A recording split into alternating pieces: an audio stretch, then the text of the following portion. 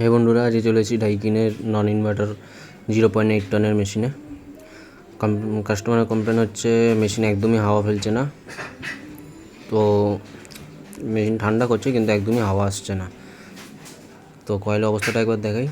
Coil দেখে মনে হচ্ছে যেন পরিষ্কারই আছে, খুব একটা বেশি ময়লা নেই, কিন্তু ময়লা আছে কয়েলের ভেতর সাইডে, যেটা উল্টো দিকটাতে আছে কয়েলের।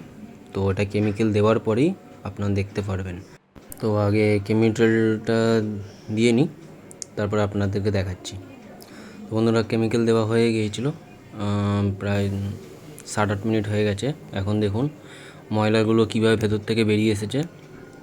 বহুত ময়লা হয়েছিল মেশিনে, যার জন্য একদমই হাওয়া ফেলতে পারছিল না মেশিনটি। তো কাস্টমার যতবার জেট পাম্প সার্ভিস করে দিয়েছে শুধু ওপর দিয়ে করে দিয়ে চলে গেছে, কিন্তু তারপরও হাওয়ার ফ্লো ঠিক হয়নি, কারণ ভেতর দিকে ময়লাটা রয়ে গেছিলো। তাই জন্য কেমিক্যাল সার্ভিস এটাতে করতে হলো।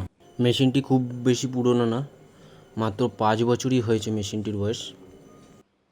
ঠিক আছে বন্ধুরা, এটাকে আগে ওয়াশ করে নিই। তো আমাদের ওয়াশ করা কমপ্লিট, আর এইটা এখন কয়েলের অবস্থা। খুব একটা পার্থক্য নেই আগের অবস্থা আর এখনের অবস্থার মধ্যে, কিন্তু মেশিনটা চালানোর পরেই বোঝা যাবে। আমাদের মেশিন ফিটিং করা হয়ে গেছে, এখন মেশিনটা চলছে। যেই হাওয়াটা আগে বেরাতে পারছিল না, ফ্যাস ফ্যাস করে আওয়াজ করছিল, সেই হাওয়াটা এখন ক্লিয়ার বেরাচ্ছে।